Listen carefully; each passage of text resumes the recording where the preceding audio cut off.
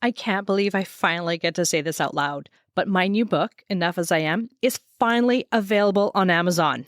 This is a project that's been living in my brain, in my heart for a really long time. And now it's finally real. You can actually hold it in your hands and scribble in it and put dog ears. You get the idea. Enough as I Am is a workbook that's designed for anyone who is on a healing journey, especially if you've ever struggled with people-pleasing, chronic guilt, self-abandonment, overgiving, or just a desperate urge to fix everything and everyone but yourself. And yeah, I'm looking at you, but I'm also looking at the past, really overwhelmed version of myself. I wrote this book because I could have used this book when I was struggling. I've spent years reading about codependency, sitting through therapy sessions, and even going to medical school so that I can get a really deep understanding of this stuff and offer something to you that's truly helpful. What you're going to find inside this workbook isn't just theory. It's practical, it's reflective, and very compassionate. It's filled with prompts and tools that are going to help you to build better boundaries, restore your self-worth, and stop tying your value to how much you do for others or what others think of you. If you've ever felt like you're not enough, if you're exhausted from carrying the emotional load of everyone else around you, or if you're ready to finally come home to yourself, then I wrote this book for you and I'd love to share it with you. You can find Enough as I Am on Amazon now. I'm going to put the link in the show notes. I want to thank you all for being part of this community, being part of my community, and for showing up every week to do the work. And I'm so honored to be the one who walks alongside you in your journey. So let's keep on healing together. Enjoy the book. All right, so now on to today's episode. Have you ever found yourself wondering, was my childhood really that bad, or feeling guilty for having needs? Today's episode is definitely for you. This one is for the people who were the strong ones growing up, the helpers, the peacemakers, the one who never wanted to rock the boat. You might have had a normal upbringing on the surface, but deep down, you still carry this sense that your emotions were just a little too much or not enough to matter. In this episode, I'm breaking down emotional neglect, that quiet kind of trauma that often goes unnoticed, but it leaves a big mark. We're talking about how emotional neglect shapes codependency, how you might feel drawn to emotionally unavailable people, the real reason that setting boundaries feels so terrifying, and what starts to shift when you finally stop chasing love and start choosing yourself. If you've ever felt invisible, emotionally drained, or like you have to earn love by being useful, this is your invitation to take a breath, settle in, and hear the truth about what you actually deserve. So stick around, because we're not just talking about the hard stuff here. We're talking about how to heal it. Welcome to The Codependent Doctor, a weekly podcast focusing on all things codependency. Are you struggling to love yourself, feeling burnt out, or having trouble forming loving and meaningful relationships? I can help you heal from the past and move forward with healthier selves, healthier relationships, and healthier, more fulfilling lives. Join me as we reclaim your authentic self. I'm your host, a family doctor and fellow codependent, Dr. Angela Downey. We can do this together. Here we go. Hello to all my wonderful podcast listeners, and welcome to the 45th episode of The Codependent Doctor.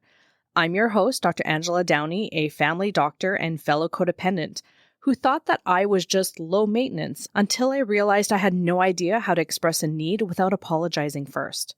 Today's episode is going to focus on emotional neglect, but before we start, I want to take a minute to focus on what we're grateful for. You've probably heard it 100 times, just be grateful. And if you're anything like me, you've probably rolled your eyes at least once. But here's the thing. Gratitude isn't just some cheesy self-help trend. It's actually one of the simplest ways to shift your mindset without needing to overhaul your entire life. When we pause to think about what we're grateful for, even the little things like maybe your cup of coffee or maybe a friend texted you back really quickly, it helps our brain to focus on what's working instead of what's missing or broken. It doesn't mean that we ignore the hard stuff. It just gives us some balance. Like, yeah, today was stressful, but also my dog did this weird thing where he runs in circles and it made me laugh. And suddenly there's perspective. So no, it's not going to fix all of your problems, but it might make them feel a little lighter. So today I'm grateful that I know how to swim because yesterday I had a really tough day. And I was overbooked with patients. I worked 13 hours, and because I was overbooked, I didn't eat lunch and I only went to the bathroom once. And at the end of the day, I was not happy, and I was ready to pick a fight with anyone who came near me. So I always go for a swim after my workday. I do have some trauma when it comes to swimming in lakes, but if you put me in a pool, I feel free. I loved feeling that water flow over my skin, feeling weightless and free. And I swam for 50 minutes instead of 30 because after 30 minutes, I still felt like I needed to relax. I still hadn't reset my mood. So I stayed in there a little bit longer. And now I just need to make sure that no scheduling mishaps happen in the future and I'm going to be set. I also got a letter from Leland who says, I'm so grateful for my close group of friends who no matter how many times I F up or have times where I think they hate me, they always stay there. I wish I could see that sometimes. So I'm truly grateful for my friends. Please let me know what you're grateful for, and I'm going to do my best to give you a shout out on the show. Leland also sent a really thoughtful letter about codependency in friendships, and it really hit some powerful themes, like how friendships can be just as emotionally intense as romantic relationships, what it means to rely on someone for emotional support, and how hard it can be to rebuild trust after conflict. I really appreciate his openness in sharing his story, and over the next couple episodes, I'm going to be unpacking each of these topics a little more deeply, so stay tuned. And Leland, thank you for your letter, and I thank you for being a regular listener. So on to the topic of emotional neglect. When we hear the word neglect, most of us picture something really dramatic, like a child left alone at home, no food in the fridge, and maybe an unsafe environment. Maybe a parent passed out on the couch and not being able to take care of the kids. It's a scene straight out of a really sad movie. But sometimes neglect can also be really quiet. In fact, emotional neglect is often so quiet that many of us don't even realize that we've experienced it until much later in life. And for many of us who struggle with codependency, this kind of neglect is actually where our story usually begins. Emotional neglect isn't about what happened to you. It's about what didn't happen.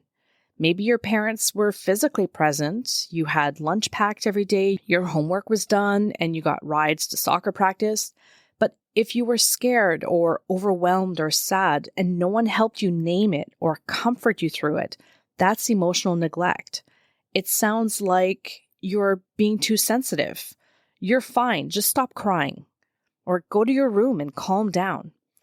And if you were the strong one in the family, maybe the fixer, the peacemaker, or the one who just didn't cause problems, you might have learned early on that emotions were inconvenient, that you were inconvenient if you had needs. The thing is, emotional neglect doesn't leave a visible bruise. There's no dramatic memory to point out, no one screaming, no one hitting, no one abandoning you, and so we don't question it. We tell ourselves that we had a normal childhood or nothing really bad happened. But that absence of connection or comfort, that shapes us just as much as the big stuff. And here's how it ties into codependency. When your emotional needs weren't met, you may have learned to overfunction. You stop asking for help. You take care of everyone else. You try to be the easy one, the good child, the low maintenance one, the one who's always fine. You might even pride yourself on it, like, look how chill I am. I never bother anyone with my problems. Meanwhile, you're Googling, why am I anxious for no reason at 2 a.m. while overthinking a text message that you sent 3 days ago? Does this sound familiar to you? And I know it's hitting a nerve for me. I remember as a kid asking my mom for longer hugs, just needing more from her emotionally. But she had things to do, dinner to make, other responsibilities that were pulling at her. And I get that now. I really do. But at that time, it felt like rejection, like I was asking for something that was too big or too inconvenient. Another time, I was really struggling at recess because I didn't have any friends after I failed the 3rd grade. And I told her, and I was trying to be brave, trying to open up, and her response was, do you want your dad to build you a box to hide in at school?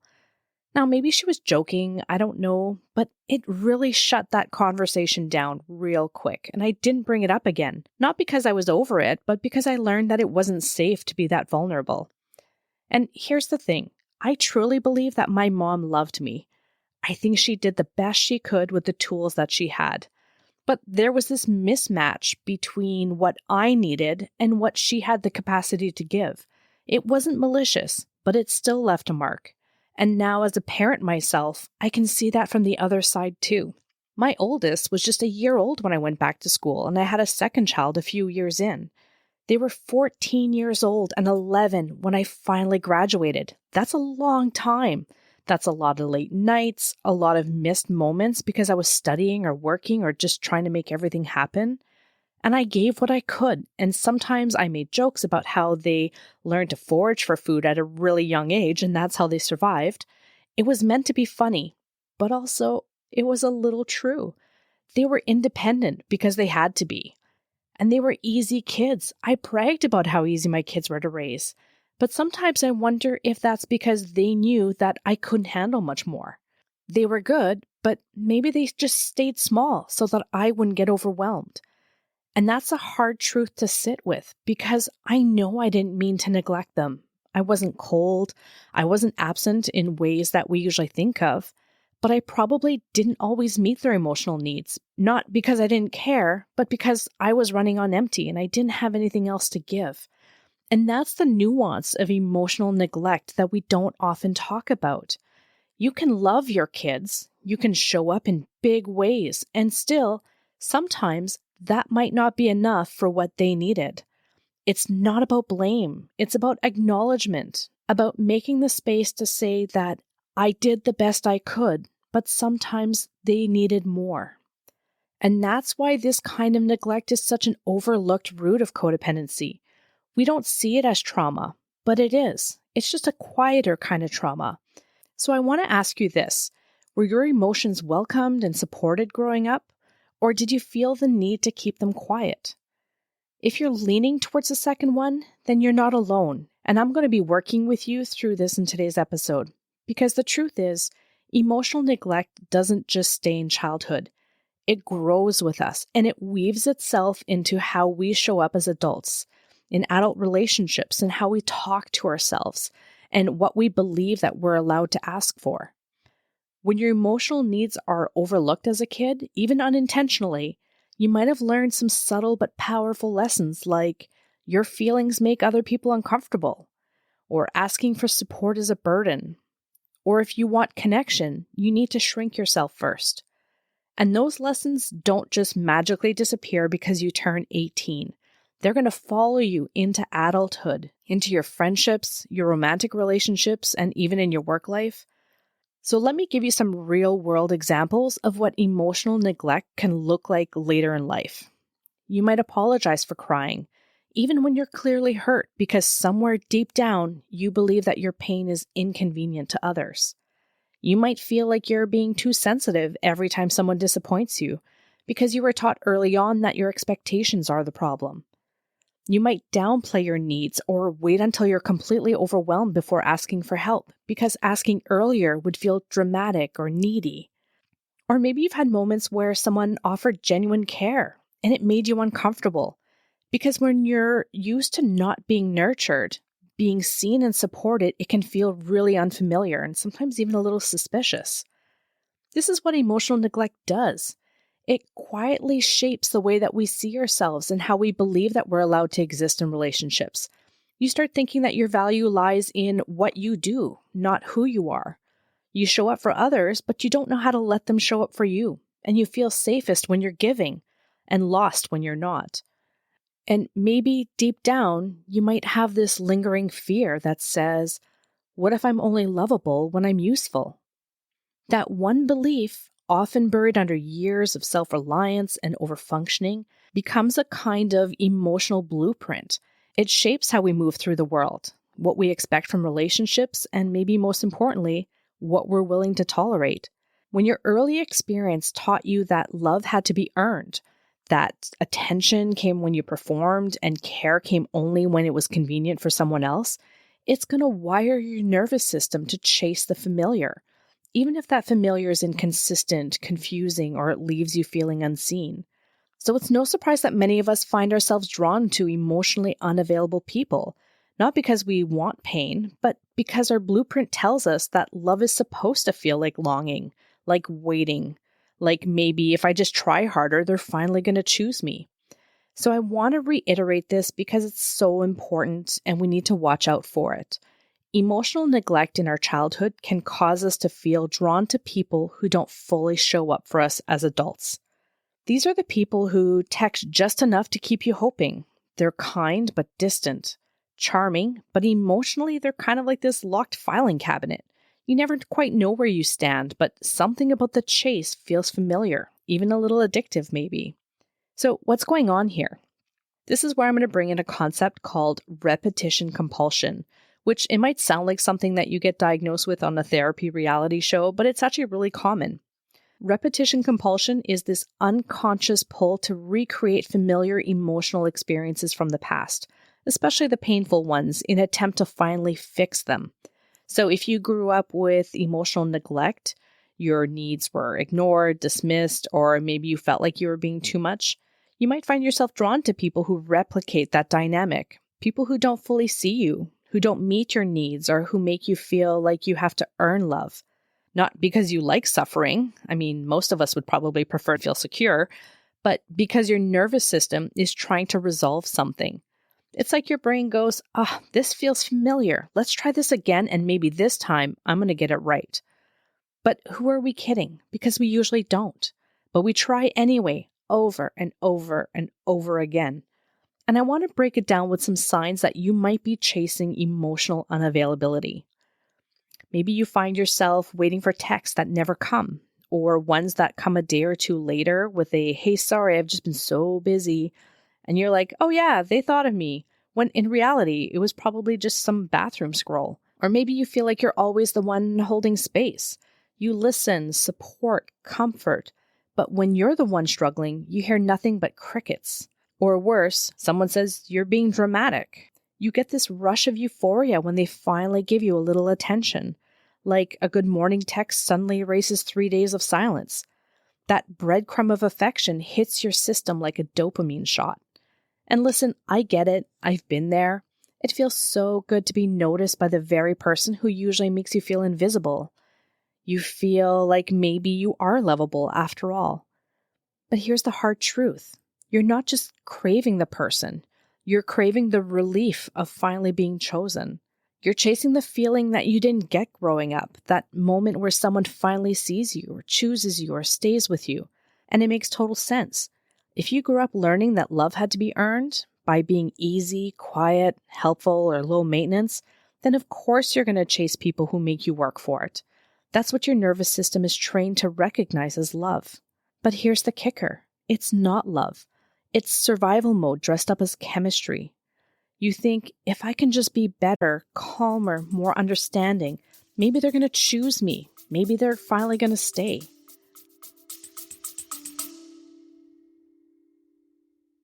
Hey there, I'm taking a quick break to share something that I think you'll love.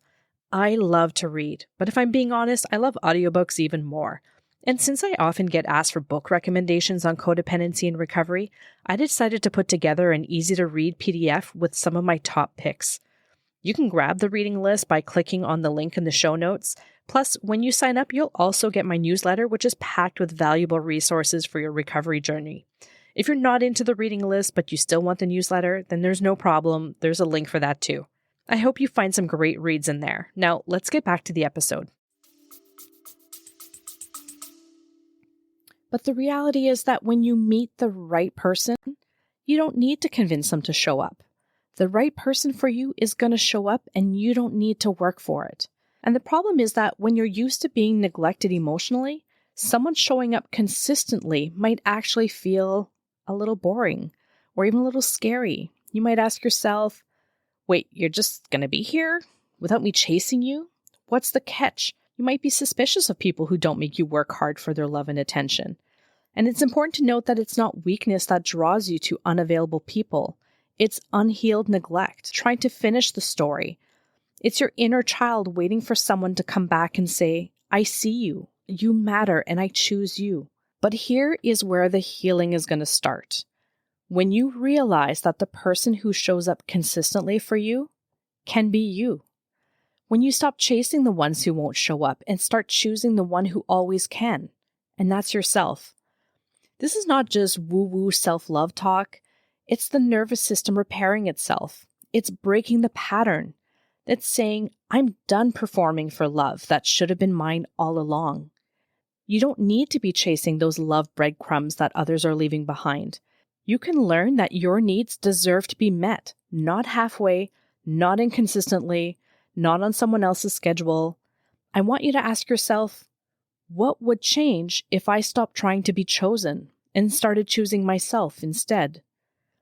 That question, it hits hard, doesn't it? Because for a lot of us, especially those of us who grew up with emotional neglect, choosing ourselves doesn't always come naturally. In fact, it can feel a little selfish and even wrong sometimes. And that's not an accident. When your emotional needs were constantly overlooked, dismissed, or maybe met with frustration, it creates this quiet, persistent belief that maybe you were the problem. Maybe you were too much, too emotional, too needy. Maybe if you'd just been a little better, calmer, stronger, more helpful, someone would have stayed. Someone would have shown up for you. So instead of questioning the neglect, we internalize it. We take that blame, and that becomes our story that we carry with us into adulthood. Even now, you might find yourself thinking, I shouldn't need this much reassurance. I should be able to handle this all on my own. Other people had it worse. Why am I struggling? But here's what I want you to hear today. The fact that your needs weren't met doesn't mean that you were too much. It means that you weren't given enough. And if that belief that the neglect was your fault is still quietly running the show in your life, then it's time to take a look at it, not with shame, but with curiosity and with compassion. Because healing doesn't just mean setting boundaries or ending toxic relationships. It also means unlearning the lie that you were the reason someone else couldn't love you properly. So I want to talk about that a little bit because it's one of the most damaging side effects of emotional neglect. And that is the belief that you were the problem. That if you had just been better, quieter, easier, smarter, less emotional, more helpful, then they would have loved you. They would have stayed. They would have finally seen you. It's this invisible narrative that many of us carry, especially those of us who struggle with codependency. It's not just my needs didn't get met. It becomes I must be bad at needing. And when you believe that your basic emotional needs made you unlovable, you start twisting yourself into a pretzel just to be accepted. You become hyper-independent, but secretly wish that someone would just offer help without you having to ask. You take care of everyone else's emotions, but feel guilty when yours show up. Sometimes you're like, oh no, I'm having a human feeling. Let me just bury that under my to-do list and a tight smile. You become a perfectionist, an overachiever, the go-to person. Not just because you enjoy it, but because deep down, you're trying to earn the love that you never got unconditionally. It's exhausting and confusing because on the outside, you might look like you've got it all together, but on the inside, you're asking, why do I feel so empty, even when everything looks okay? So let me say this clearly. You were never the problem. You were a kid, or a teen, or maybe even adult with completely valid emotional needs. You needed comfort. You needed safety, encouragement, someone to notice when you were hurting and maybe help you through it. That's not too much. That's just being human, and we all need those things. If no one could meet you there, that doesn't mean that you were broken. It means that they couldn't meet you. Maybe they were overwhelmed. Maybe they had their own unresolved trauma. Maybe they really did do their best, but their best still left these gaps, and now you're left to deal with it. And it's okay to grieve that. You're allowed to mourn what you didn't get. Even if your parents weren't bad people and they did the best with the tools that they had at the time, grief doesn't mean that you're blaming someone. It means that you're recognizing the truth of your experience and honoring the pain that came with it. Your parents, they're going to need to heal their own experiences. You can only manage your feeling and your experience. And it's important to address this now because until we name it, we can't heal it. And that shame, the belief that you were somehow hard to love, will keep running in the background like this old operating system. So how are we going to begin to rewrite that story? How do we start healing and choosing ourselves? And that's a powerful question. It probably feels a little bit uncomfortable because for a lot of us, this idea of choosing ourselves feels really foreign. And it's not something that we're taught. We were taught to be helpful, to be pleasant, to be low maintenance, to be useful, but not necessarily how to be whole. So what does it actually mean to start choosing yourself? I can tell you it's not some grand dramatic moment where you flip the table over and declare, I'm done with this. Though I must admit that sounds pretty cool and is a little tempting, but most of the time, it starts in this quieter way.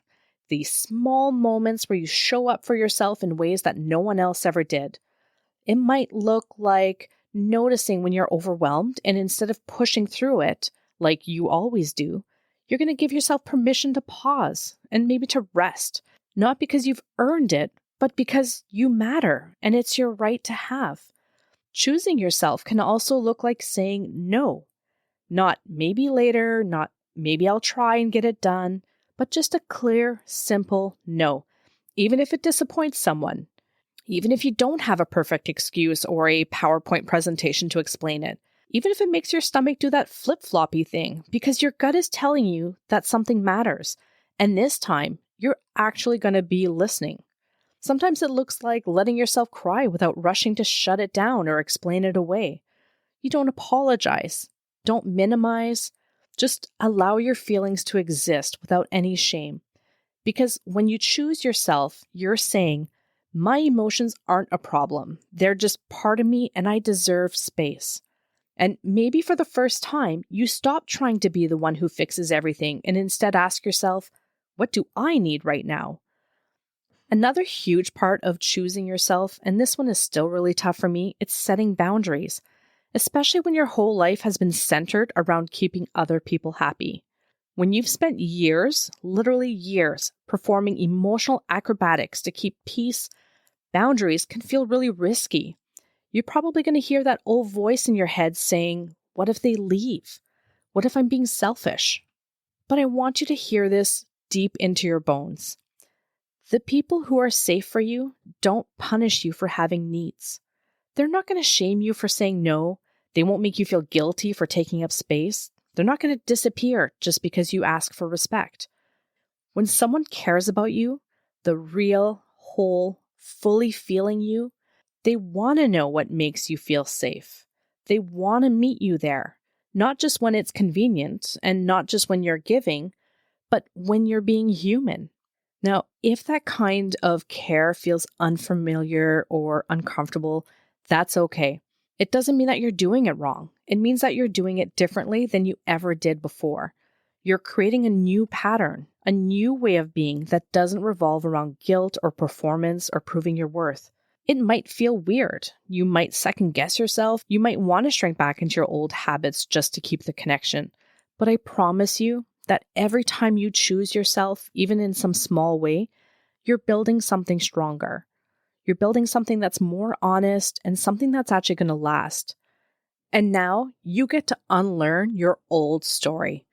It's going to be one kind, messy, beautiful step at a time. So let me ask you again.